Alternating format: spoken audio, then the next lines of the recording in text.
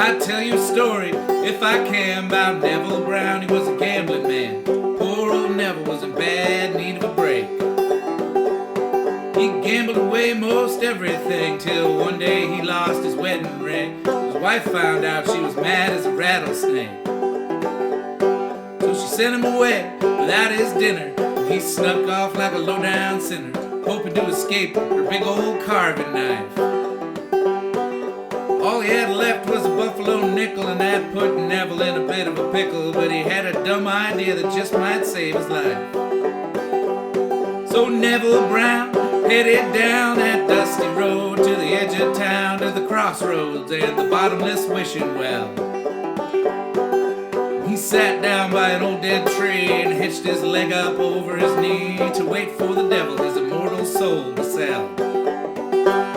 Well, Neville was just about asleep when he heard a voice that was old and deep. His heart skipped a beat as he heard that voice say, Neville. He tried to stand, but his knees were knocking and his eyes were rolling and the world was rocking, and there he was, face to face with the devil. That devil's eyes were cold and dark, and he smiled at Neville just like a shark. He said, boy, I believe you're here to strike a deal. A buffalo nickel is all you need. We'll fill out the contract if you can read, and you'll sign your name in blood to make it real. Neville said, devil, I know it's a sin, but whenever I gamble, I want to win, and for that, I'm willing to trade my everlasting soul. They wrote up the papers and Neville signed, and the contract disappeared behind the devil's back, and he said, now pay the toll.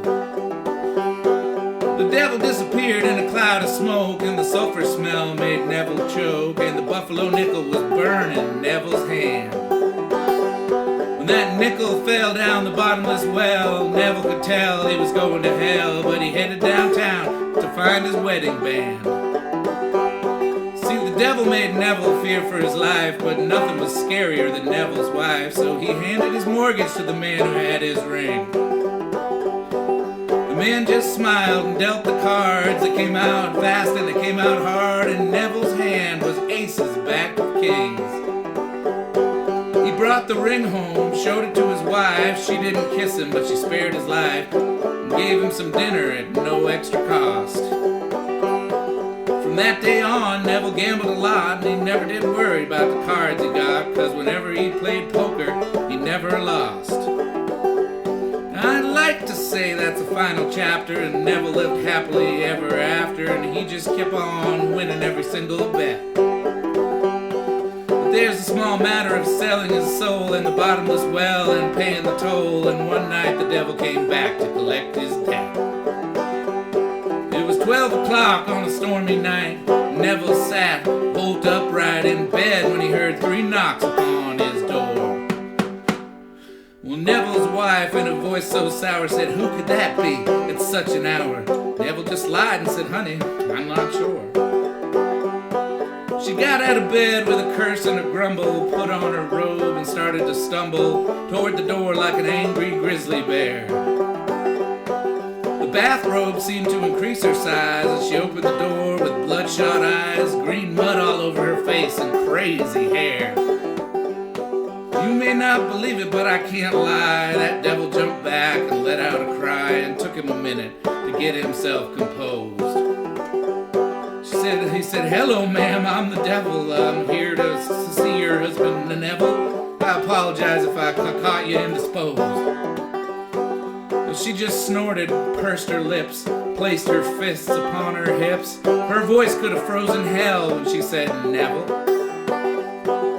Neville, there's no use trying to hide, 'cause Lucifer is standing outside. I don't suppose you sold your soul to the devil.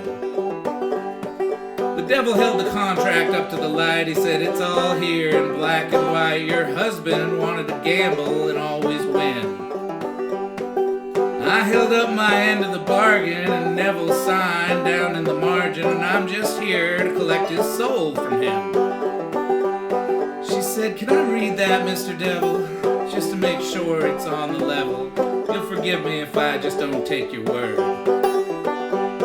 Well, She looked the contract up and down for a minute or so, and then with a frown she said, "You ask me, Mr. Devil, this is absurd. See, I read it over, and here's my finding. This here contract ain't legally binding. It says whenever he gambles, he'll always win. Well, I'm sorry you went through so much trouble, but Devil, I hate to burst your bubble. There's no risk, then there's no gambling, technically speaking." Well, the Devil just stood there with nothing to say. She looked at him, and he looked away, and then he hollered, "Damn it!" and stomped his hoof on the ground. He disappeared in a puff of smoke, and Neville started laughing like it was a joke, but he shut up quick when his wife turned around. Now you gotta hand it to Neville's wife. She didn't kiss him, but she spared his life. You can imagine it wasn't very pretty. And that's the story of Neville Brown and how his wife took the devil down. These days she's working as a lawyer in New York City. So stay away from bottomless wells, and if you don't, you can go to hell. And pray the Lord your immortal soul to keep. And if you're married and you value your life, always listen to your wife, 'cause you're gonna need her when you get yourself too deep. The end.